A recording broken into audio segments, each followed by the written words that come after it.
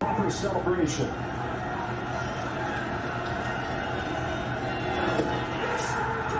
Los Angeles, your Dodgers have won the World Series.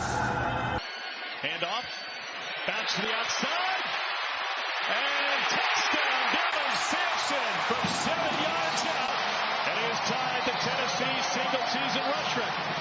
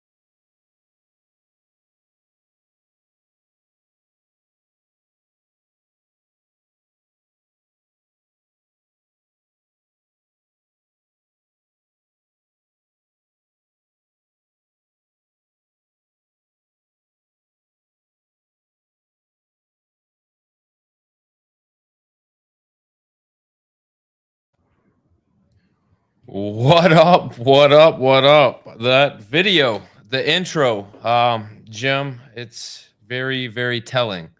There's a lot of people with a lot of things to say, ourselves included. So let's just get right into it. Obviously, you showed a lot of the Saints. You showed a lot of NFL highlights, but a lot of Chris Olave, and we will definitely get to him. But first, we got to kick things off with some college football.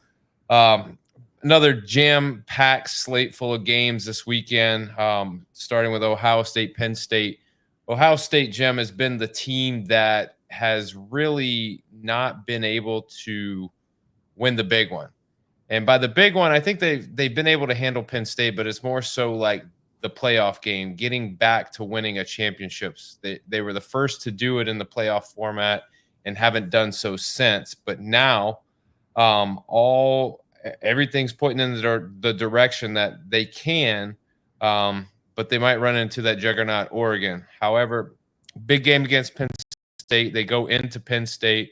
I don't think it was so much of an impressive game, but they won. So I'll ask you, Ohio State, outside of getting beat by Oregon, is that a big win against Penn State?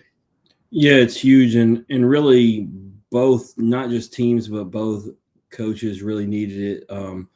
Ryan Day, to your point, not even just, and I'm sure that this stat falls within the majority of the playoff games, right? 2-6 against top 5 opponents. So really, really needed this one. So did Franklin, but that makes 9 in a row now that Ohio State's beat Penn State. So we're not surprised by that at all. But you still got to go into a hostile road environment. It's a top 5 team. And win that game. I think they did a real disservice to college football and Penn State by not making that game at night, 11 a.m. for a top 5 matchup. Disgusting. They even started the FU Big Noon chant behind College Game Day, which is great.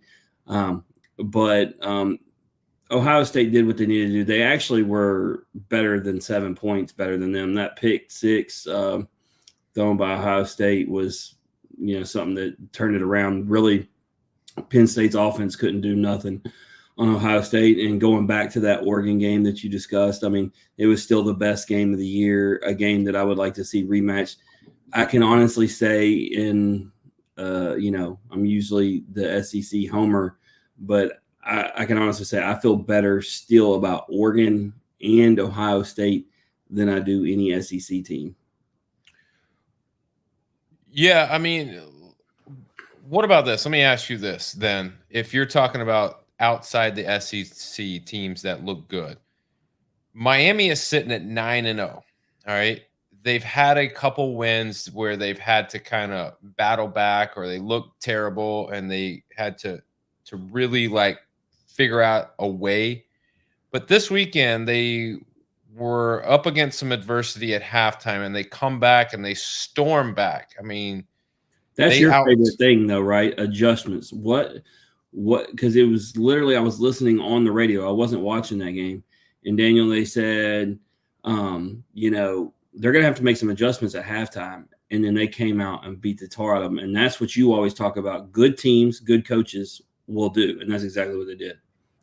Yeah, when you look at Miami, I guess the original question was going to be, you look at them at 9-0, 5-0 in an ACC conference. Do you put them in that tier of Ohio State and Oregon being outside the SEC that looks good and can make a run?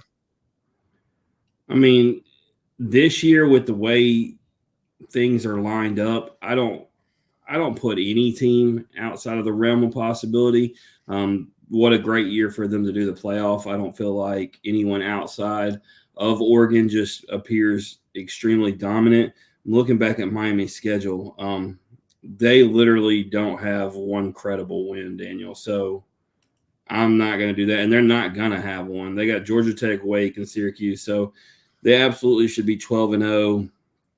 Well, the one team that they played that was ranked at the time, they had to battle and come back and beat them, which was a Louisville team, if I'm not mistaken. But they beat a terrible Florida team. They had 1, 2, 3 cupcake games. Virginia Tech team who they beat by 4. That's just, I mean, it's just their first conference game. It is.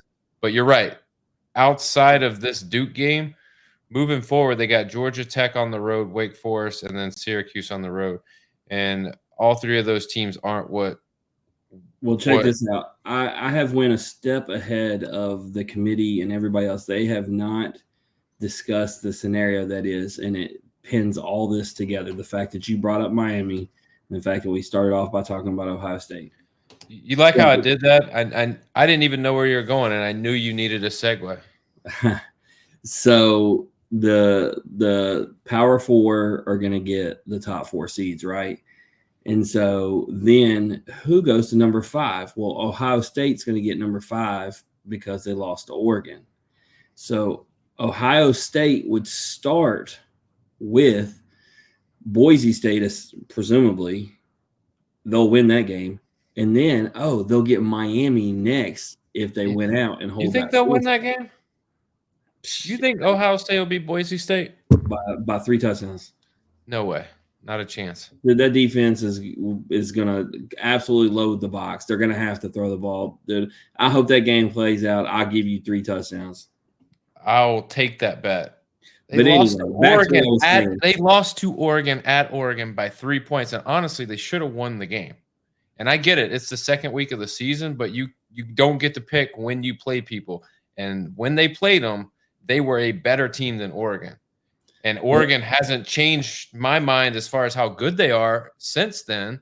They've just vaulted from number 7 in the country to number 1, and they beat Ohio State. This is gonna play out. Ohio State's gonna be the 5, and Boise State's gonna be the 12. I don't see it going any other way. So we'll get that game, and then if Miami just does his job, they'll be at 4. So go ahead and lock me up to have that Ohio State Oregon rematch at some point, like I think will happen. So, bam, there you go.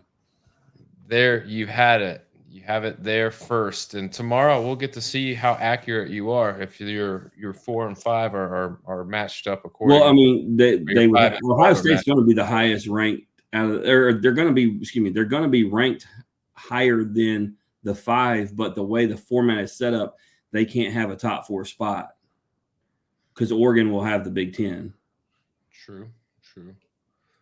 I say that. How does it? When I look at the playoff predictor, they play each other, but no, Daniel, they'll play each other again, right, for Big Ten championship? Or like, I haven't even looked at how the standings are in the Big Ten now. Are they in the same side or?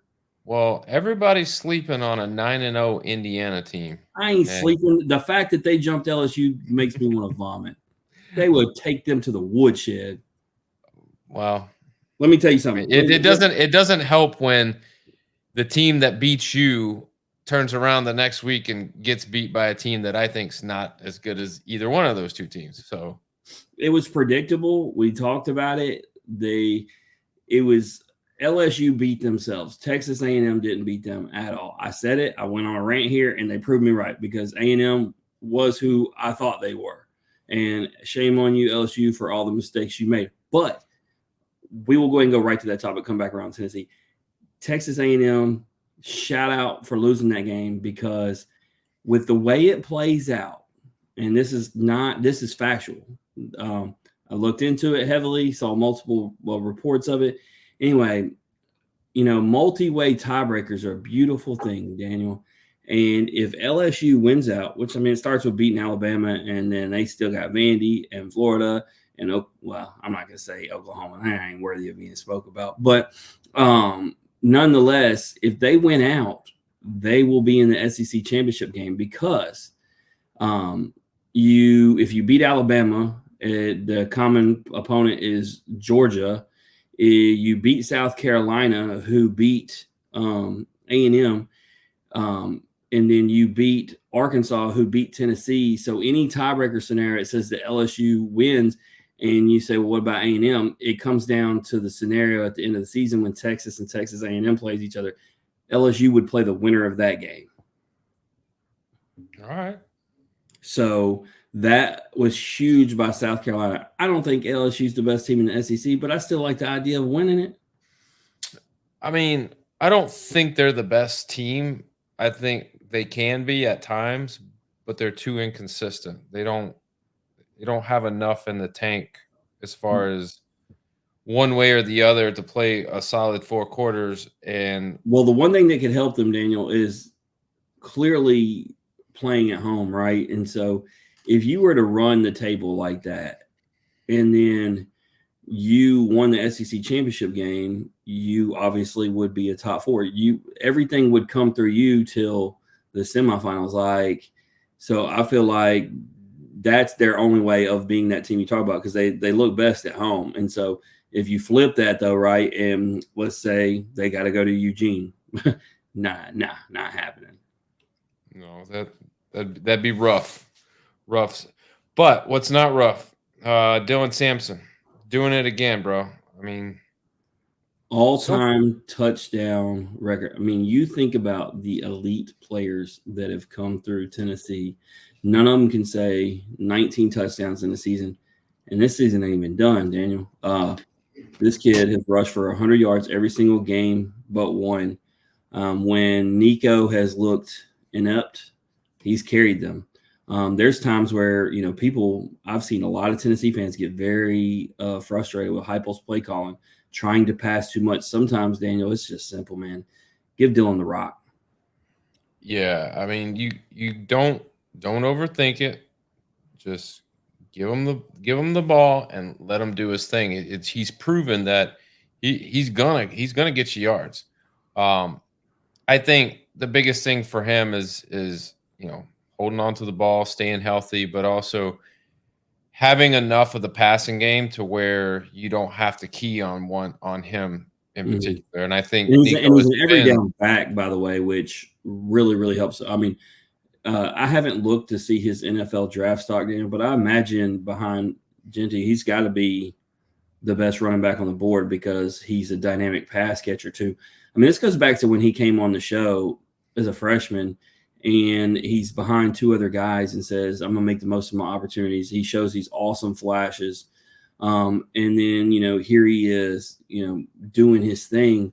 It's a kid who, it reminds me, sticking to Tennessee, right? Trey Lipscomb was the same way, right? I'll wait my opportunity. I'll do the most of my turns. And then when I get it, I'm just going to be better than everybody else. And it seems like same school, same deal. Now that it's his time, he's put in the work. He's waited patiently and he's thriving. Yep. 27 carries, $142 on the ground, 2 TDs. That's just rolling. And to be honest, he was kind of the spark to kind of get them going.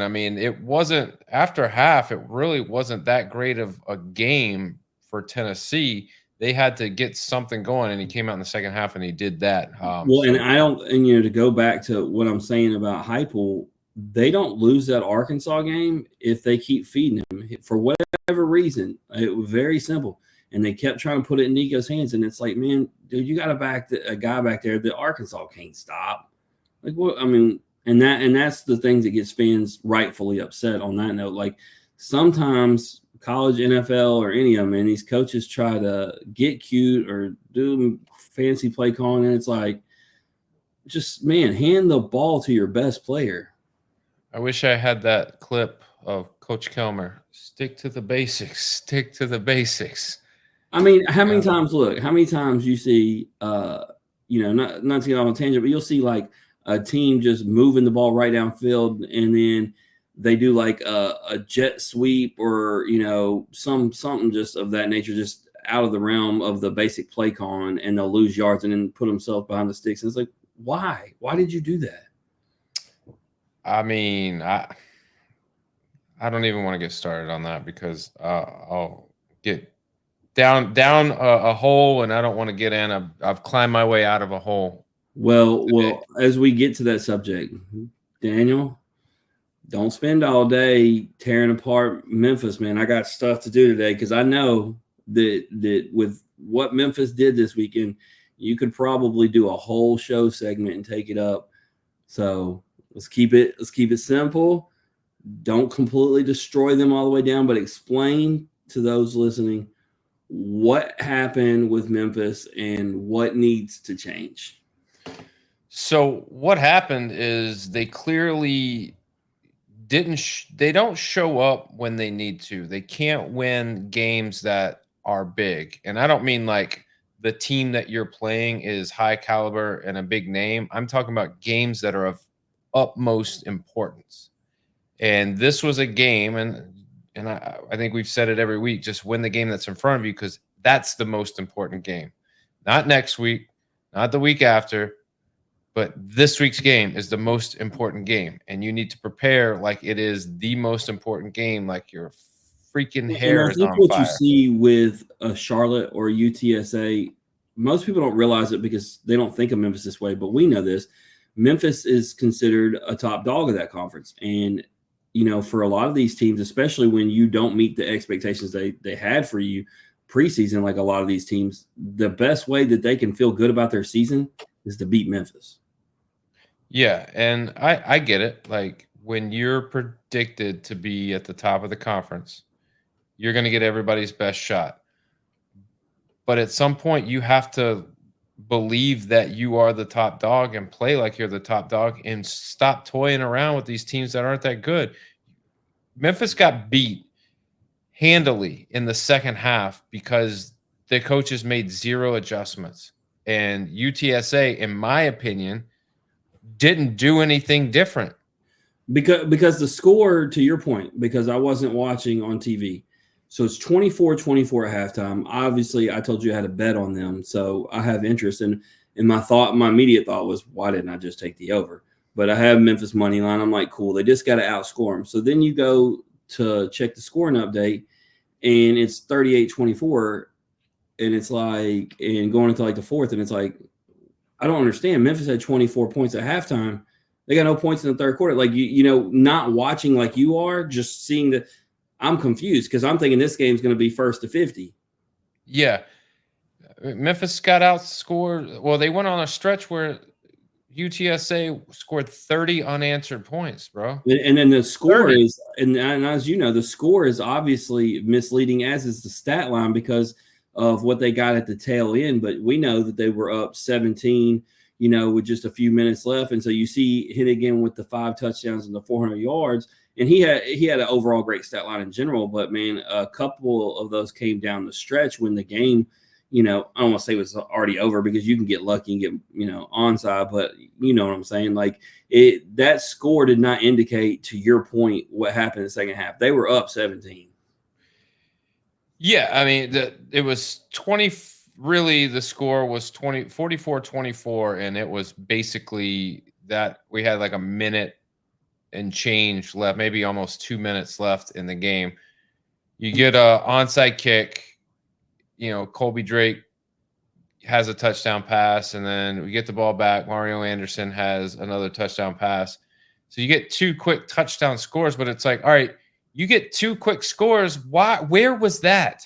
Where was that urgency? And I've seen Memphis do this time after time after time It happened in again. the Charlotte game. Yep, when you got to go and score, when you're running out of time, for some reason, the plays just open up and they're magical. I don't know if it's because people are playing back and you have the underneath and it's just dink and dump or whatever, or there's open passes. But you're not going to tell me that you go up, what is it? You're up 24-14 on a team in control of the game, and then you can't figure it out from there. That to me is all coaching. All right. And it's very telling. And this is where this is the last thing I'll say on this is that coaching has to change.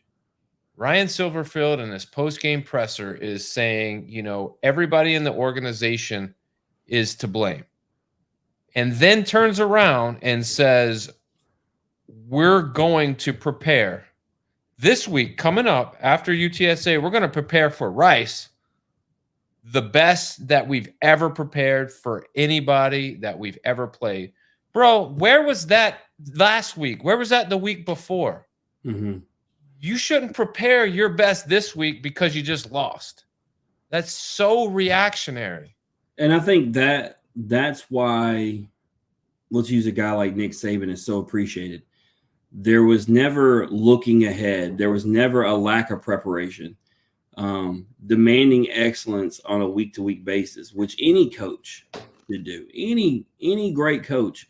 It's why I don't like Lane Kiffin. He thinks things are funny and he jokes too much and he looks past things. He did it on the Kentucky game, sitting there BSing and not ready.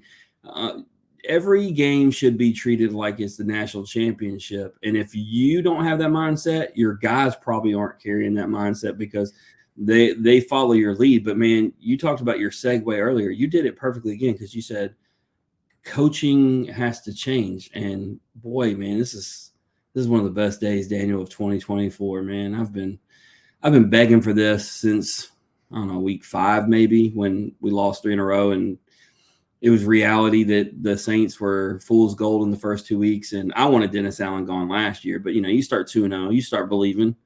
Lose 3 in a row. And there's a reason why I showed 4 graphics before in the video. I just wanted to keep reiterating how great it is that the Dennis Allen, who I think is like 26-56 as coach. Yeah, it was beyond time. And honestly, it shows why I think Mickey Loomis, the GM, needs to be next, because not only has he made bad draft pick after draft pick, but hiring Dennis Allen was a bad decision to begin with, and then holding on to him for a season and a half too long, even worse.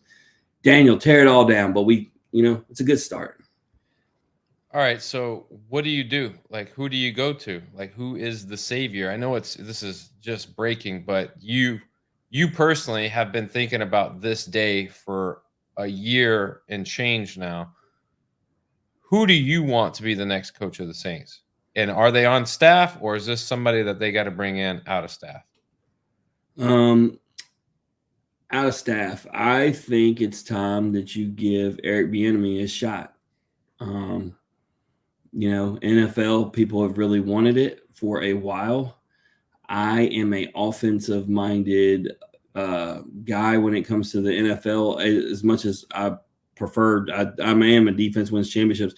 If you look at the coaches that have been most successful as of recently, it's the one that's got a high caliber offense, and assuming that we keep all our weapons, because the receivers are young. Derek Carr has a contract you're not going to be able to move, and they just re-signed AK. Because when I'm talking about like tearing it down, most of those guys that I would be saying to be sold that are valuable are on the defensive side. So assuming you're going to keep all them offensive pieces, bring in a guy who offense is his forte, and bring in a guy who has been more than willing of a shot. So that's who I would prefer. Okay. So you're wanting an offensive-minded guy that obviously the defense is going to rely on what they do best. They got good players. They got a defense. So having not a subpar coach, but not putting the emphasis on a head coach that's defensive-minded is okay, just because you have the talent level on the defensive end. I mean, with Sean Payton, right, he never had a great defense. It was always opportunistic, but it was always around the offense. And DA was a good defensive coordinator. A lot of guys, great coordinators, terrible head coach. And he was a terrible head coach before becoming our defensive coordinator. That's why I didn't want him. But yeah, I want an offensive minded guy. I mean, with what Peyton's doing in Denver, I don't know why he would have ever left here. Honestly, I really don't. But that's a whole nother story. But yeah, on the defensive thing, Daniel, because you have the players that if you don't want to tear it down, you can definitely make a run. It just feels like with us being over the cap, as we always are going into next year, you could really take a lot of that pressure off. And in the meantime, also get some picks to build around, right? But let's go position wise, right? If you right now, you're set to be the number one pick. It's them or the Titans, I believe. If you, let's say you get off Lattimore's contract, right? But you got Alontae Taylor and Adebo, who are two of the most promising young corners. And then you go get Travis Hunter from Colorado, who's the projected number one.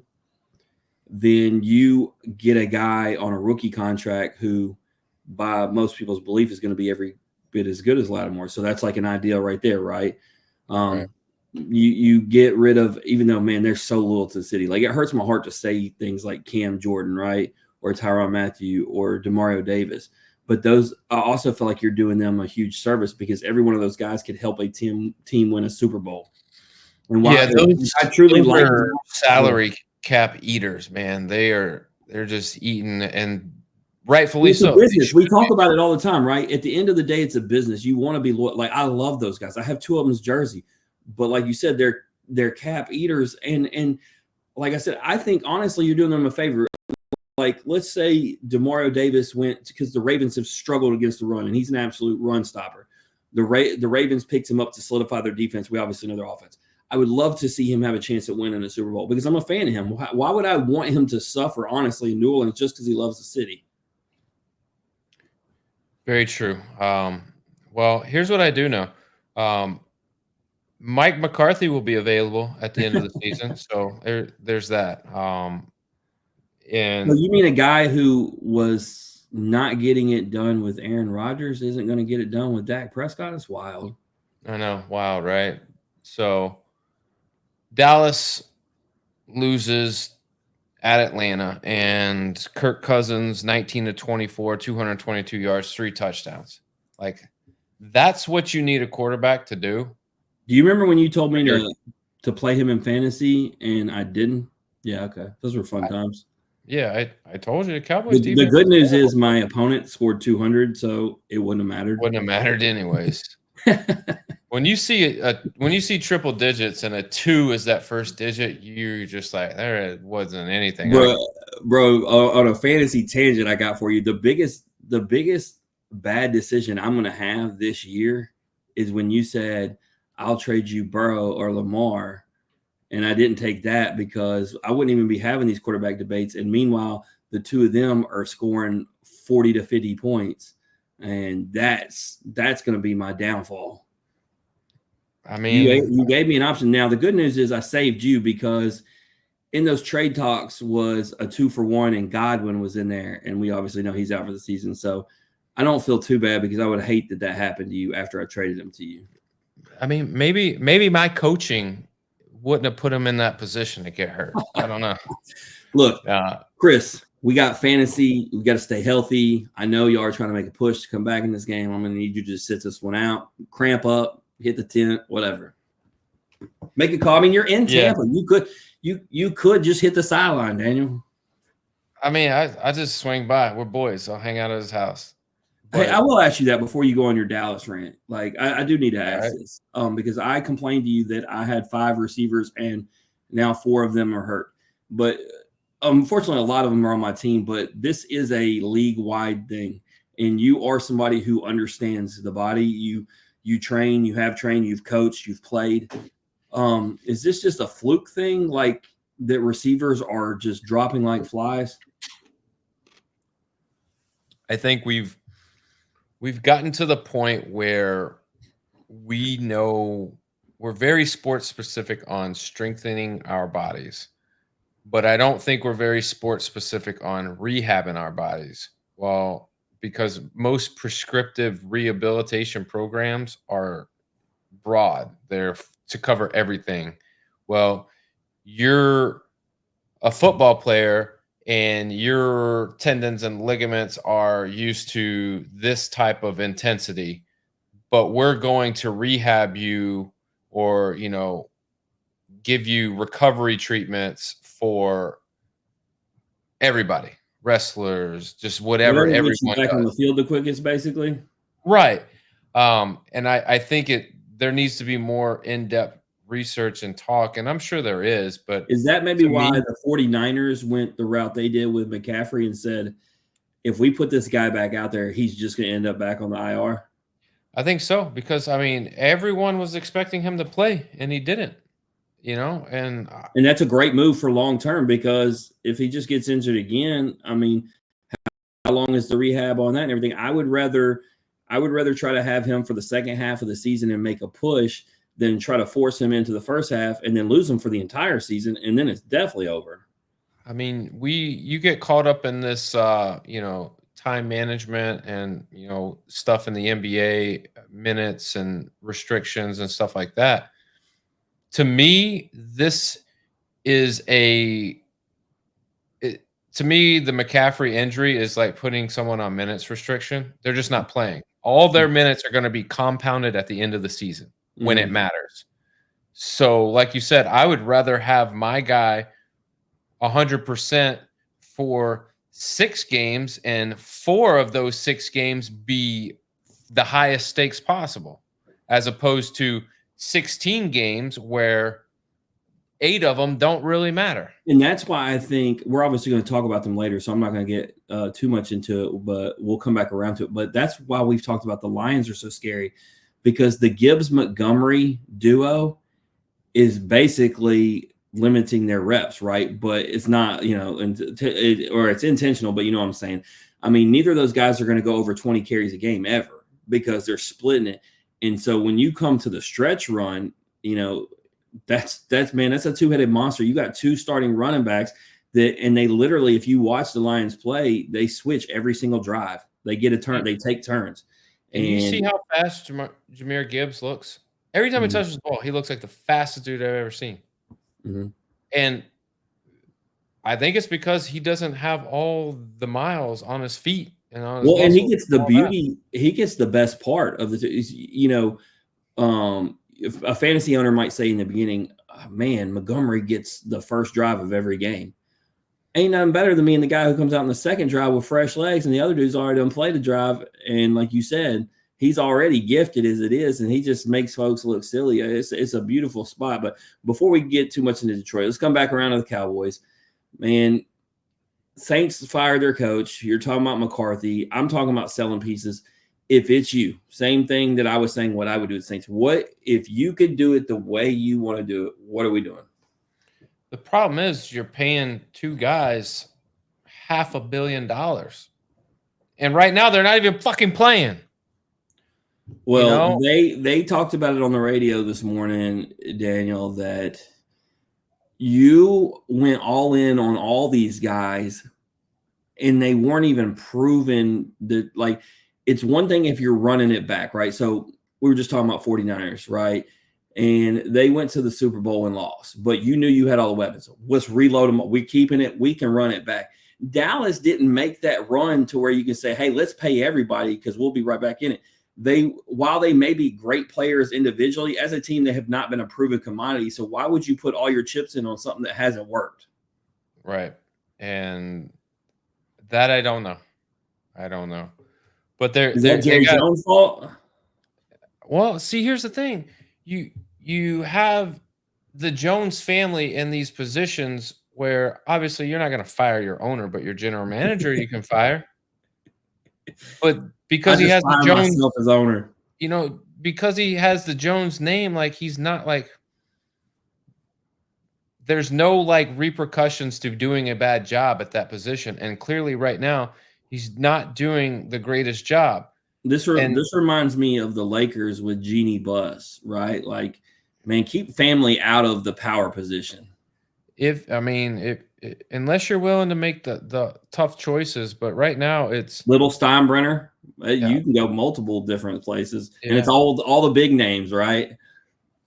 Oh, and I get it. It's not an easy job, and when you're talking about hundreds of millions of dollars and trying to decide how you're going to construct a roster, like it's tough. And you have guys that should be playing at a higher level than what they are playing.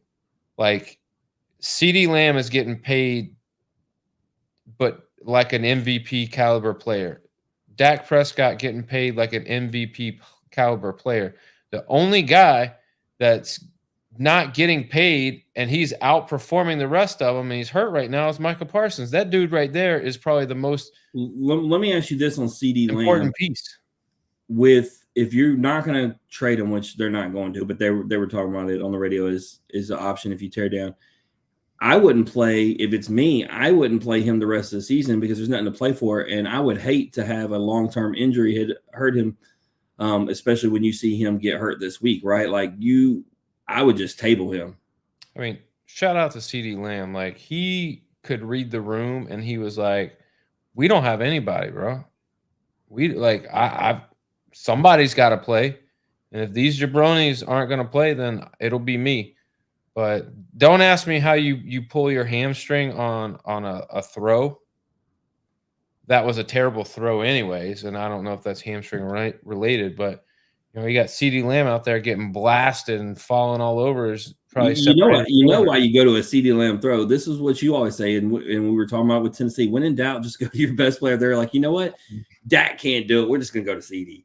Well, the greatest coaching move ever in Mike McCarthy's tenure happened by CD Lamb's hurt and they need to score, so they put him in to draw people on him as a decoy. Didn't throw him the ball and went to Tolbert, which was a great move. But at that point, like it's too little, too late. Like I know the biggest thing they need, and we've talked about it on the offensive side. So with Dowdle showing what he's done, Dowdle is a great complimentary back, right? Like he was like Pollard. I think he should be appreciated. It was what you talked about with Zeke. There's no first down back that you feel comfortable can go get you 4 or 5 yards on first down running up the gut. And that is a problem, especially for Dak, who is struggling about, he needs a run game to lean on. And so since you don't have that guy, and to me, going into the offseason, that is absolutely the first thing you address. Usually you don't go for a high pick running back. So it's going to be who out there, who's available that will do it. And you can see it. I mean, we saw it if you watched the game last night. I mean, look at what Aaron Jones was doing in Minnesota. And obviously, he did great things in Green Bay, but he just wanted out of there. There's probably, if you look around the league, that's where I'm going with this, finding somebody who just, is looking for a new destination and a chance to prove he's still that dude. And remember that time that Derrick Henry was available? Oh, that was great times. Remember that?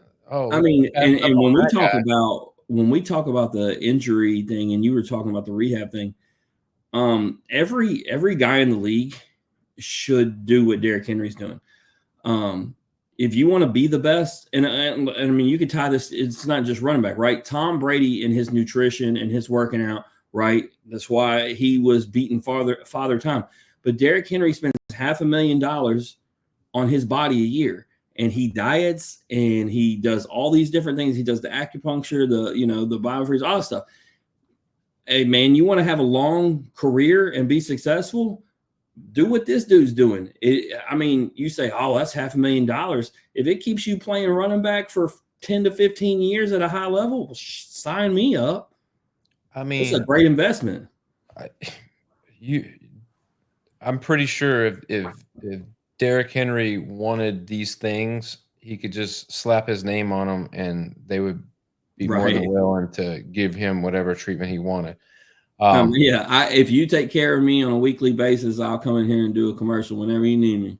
Yeah, but like him and Saquon, I think a lot of their rejuvenation is the lack of having to run the football every down. And Saquon showed exactly what I was just talking about, proven when you get out of environment.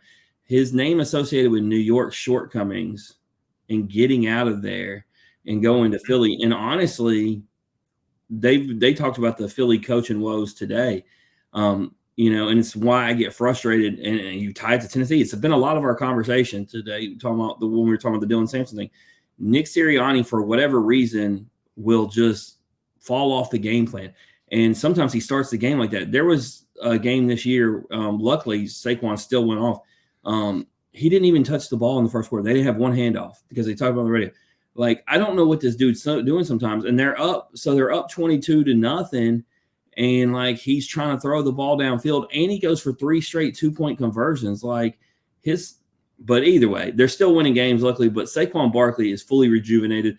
I played the clip in the beginning because I've never seen a backwards hurdle of a man, especially coming off a spin move. That was the most video game thing I've ever seen. I do want to stop people before they take this too far. While that is a heads up play and very athletic, like, it's not even close to the best play ever this year. Like, so let's get off that train. That's not even close. It led to a conversation that you were. Devontae Smith had a catch that was better than that play this week, this weekend. Well, they showed the top 10. They had Barkley at number 1, but the to your point on that catch, because the Smith was 3, the top 10 plays this week. If anybody didn't see the NFL's top 10 plays this week, invest your time because there was a show. But it led to the conversation of what you just talked about just a week ago that I told Coach Bobby that you said, talking about guys in baseball and football practicing the hard catches, right? And it led them to talking about the Odell thing. And I'm so glad this was said. They were like, I get so tired of, comparing a catch to Odell because he says, I love Canty for this. He says, Odell did the catch before they were practicing doing this catch. After Odell makes a catch, it becomes a thing. They start wearing the same kind of gloves. They start practicing the same kind of catches. Odell just outright did that out of nowhere, and that's why it's really not comparable. Yeah, I mean, that's why you are the trendsetter when you're the first guy to do it, because then it makes it easier because everybody starts practicing on how to do it. I mean, you look at it, we talk about the top 10 plays. I mean, elite receivers now, like 4 of them were one-handed catches. Like, I expect that now. And you see guys all the time. Like, I saw a catch this year by the Saints. Olave had they didn't even call pass interference, but you know what? Whatever. My man caught anyway, holding his left arm. And he's like, screw it. I just bring it in with one. I've seen CeeDee Lamb do it plenty. We know he can do it. So, yeah, I feel like elite receivers can catch it with one hand all day, especially with those gloves that we're talking about. And on the Olave thing, I put that in there for a reason. First of all, Michael Thomas, we've had so many conversations. Yeah, what do you think about this jabroni? Okay, when you can't even get on an NFL roster, you shouldn't talk. When you cost an organization $100 million and only play like 8 games, you really shouldn't talk. I'm not a Derek Carr guy. We know that. But Derek Carr's in this league, and he's still playing at a pretty high level and making really good money, and you're sitting on your couch. So your opinion holds no weight. But I've never heard of players talk badly about Derek Carr. But I've heard players talk badly about Michael Thomas. Exactly. And Derek Carr said this much. He had a very professional interview, and he said, I've never had a teammate that didn't like me, to your point. But I watched those clips, right? And that's why I put that on there. Look, you see the one where the dude suplexes him. You see the other where the flag immediately comes out because dude targets him. Like the one that he threw out to the side. I saw Drew Brees do the same thing to Reggie Bush. Like, that happens because the corner decided to drop off and come down. Like, that's just a good play. Like, there was nothing about those hits where I thought, and what's crazy is you spin it however you want, right? Like, a couple of those throws, Daniel, weren't Derek Carr. I like that though. They sure didn't show. Notice every clip was him receiving the ball. It was never who was throwing it. So spin your narrative. Olave is just unfortunate, man. That's the reality. Like I said, this is easy for anybody who wants to argue me. I'm not a Derek Carr fan, But Derek Carr is not the reason why Olave gets hurt every week. He got hurt even when Rattler was the quarterback. He's gotten hurt no matter who was. Taysom's the quarterback. Like, dude is, and I won't say he's fragile because he's man enough to go across the middle and he's man enough to go up over people. It just, like I said, it's the definition of unfortunate.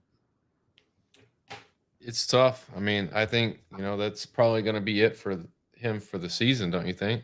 I mean, yeah, but I mean, look at this. You can use another guy like, Welker had the same issue, right? Because Olave's not a big guy, but Welker wasn't scared to do anything. But man, he just kept taking bad hits and getting concussions. Like, I think, man, sometimes it just comes with the game. I think that's why it's advantageous to having a big physical guy like a CeeDee Lamb or a Deebo Samuel, right? Like those guys, they're kind of built more to take on the physicality. And so, yeah, man, to your question, yeah, you already got Rashid Shaheed out for the season, right? And those are the young guys you're not going to get rid of. Like, I would go ahead and get some other young guys some playing time. As a matter of fact, I just go back to, because you're not trying to win games anyway. You shouldn't be. I go back to Rattler, let him play with the young cats, Table, Olave, and Rashid.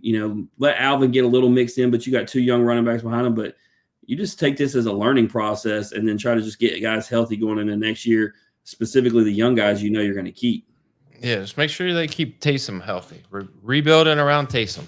Hey, Taysom on my other fantasy league where I scored 200 because I had Burrow at quarterback, which we discussed, but I had Taysom at tight end. And yeah, he got 18 points. Taysom's still doing his thing. But last thing on NFL, Daniel. So we were talking about the Lions, and they beat Green Bay, who we said that would tell us a lot, right? And they handled them, no problem. Jordan Love played, so no excuses there. We talked about it all season. You talked about it preseason. I think they undoubtedly are the team to beat. The defense losing Hutchinson, we talked about hurt, but they seem to still be doing the thing. We just talked about the two-headed monster, and then they get the spoils back. They get Jameson back this weekend. So because he had the 2-game suspension for PD. So, I mean, fully healthy roster outside of losing Hutchinson, the two-headed monster, a coach that has his guys. We've been talking about the coaches, right? Like, they believe in him and love him. And so, I mean, I think they're undoubtedly the team to beat in the NFC, but I would even still go as far as to say they're the team to beat in the NFL. I mean, you go into Lambeau in some pretty Lambeau conditions yesterday, and you just take care of business. Like, it wasn't even like Green Bay comes out, I think, in the first drive, and they score a field goal, and that was it. They got a late touchdown. It was 24-3 for a good portion of the game. Yeah, I mean, it was all Lions all the way. And, Jordan Love didn't look like he looked in the past. He looked like he did in the playoffs when they lost. But, the Lions are 7-1, and they're playing the way that you would hope like the favorite would play. Because going into this season, they were the favorite, and they're playing like the favorite.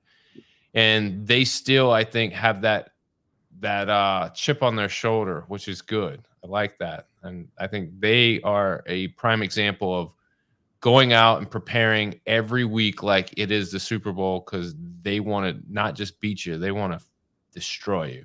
So yeah, and it'll be a good test next week because the Texans will get Nico Collins back, right? They've already said he's been practicing. He'll come off the IR. And a Texans team at home that'll be looking to bounce back with an unfortunate loss to the Jets. So that's a good game. And so we talk about being battle tested. You go to Lambeau and win, and then go to beat a really good Houston team. Leaders of the AFC South at home. Like, it continues to solidify who they are, and I think they will. Like, I'm hoping, obviously as a CJ Stroud, Nico Collins fantasy owner, like they still put up their stats, but I have no belief that Houston's going to be able to hold off that Detroit offense. Yeah, they gotta. It's just so many people. It's so many people to account for, and it's like, who do you go after? Like, if you got one, if you take on one, then you got to worry about the other. If you, even as far as like trying to differentiate, are you going to attack the run or are you going to attack the pass?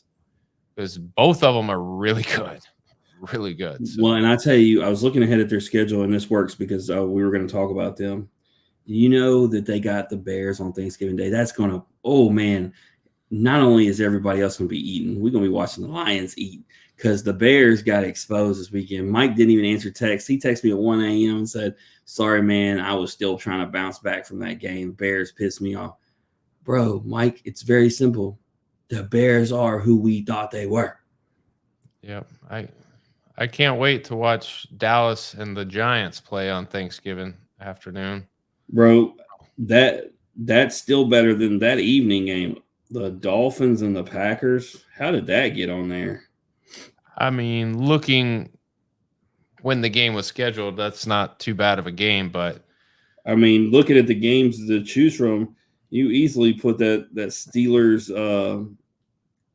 where'd it go? Steelers Bengals game there. That's much more. Shoot, the Eagles and the Ravens play each other. What, man? Put that on Thanksgiving. No, they had to keep something on Sunday, obviously. yeah, they got to have some kind of viewership on Sunday, man. Battle of the Birds on Bird Day, Daniel. That's advertising in its finest. I mean, that was a missed opportunity for missed opportunity. Do better, NFL. That's our do better for this week. Because you know what? I could have done another touchdown drop before the end zone. It's not even fun anymore, man. Every week, college NFL, you can count on one. That's amazing. Unbelievable. All right, man. Anything else? What you got? Obviously, I put that clip of the World Series. We talked about. We didn't recap it. Very simply, man, we nailed it on the head.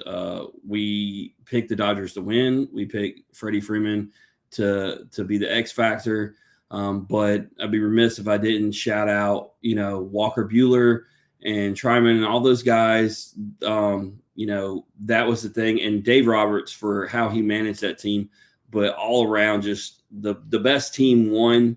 And even as we're not Dodgers guys, you like to see a guy like Mookie get another one, Freddie get another one, and then a guy like Walker Buehler, like I said, 2 years shelved, didn't know if he was going to come back himself, then fighting for a roster spot and gets to close down that moment. That's storybook. So shout out to the Dodgers on that note. And now, man, just a couple more months, man. We'll be around to college baseball and get back around to what we do best.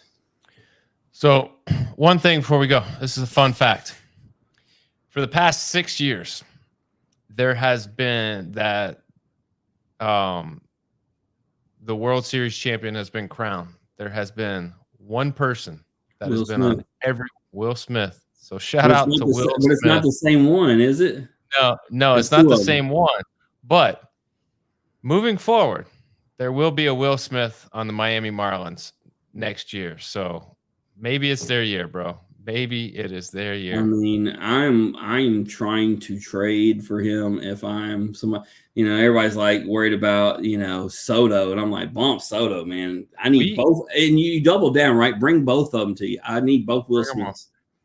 We need to bring Will Smith on, or a Will Smith on the podcast. That way we can claim. I mean, somebody who has a much bigger show than us needs to have the Will Smith and those Will Smiths, and just have a Will Smith show.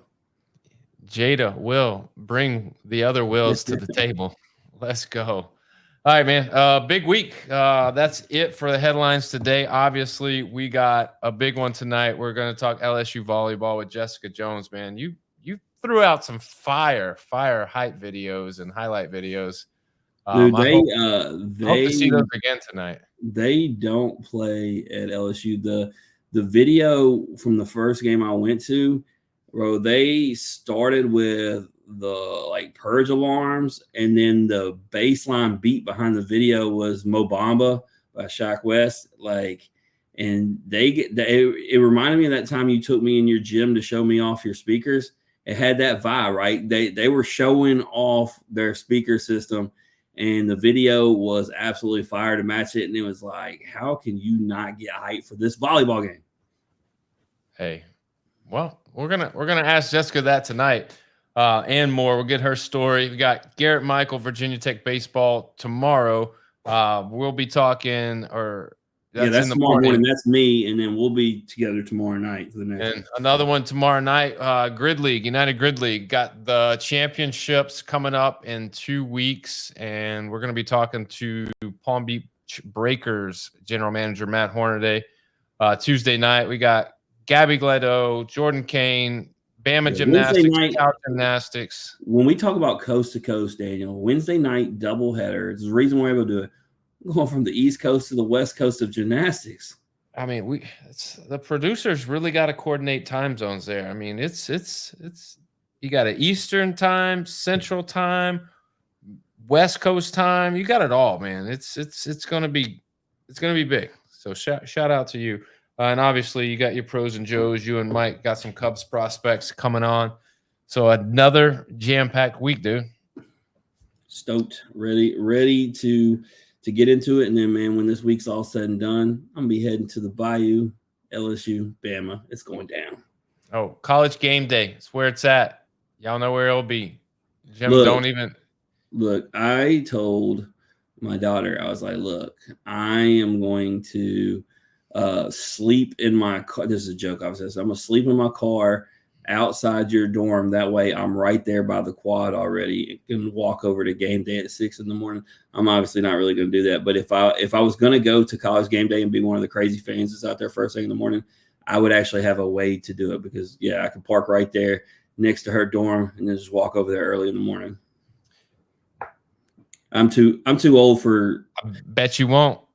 I won't, dude. I did it once before, dude. Daniel, standing there for 4 hours, like just to try to get some shots on TV and hold up a poster. We did it. Like, I don't need all that.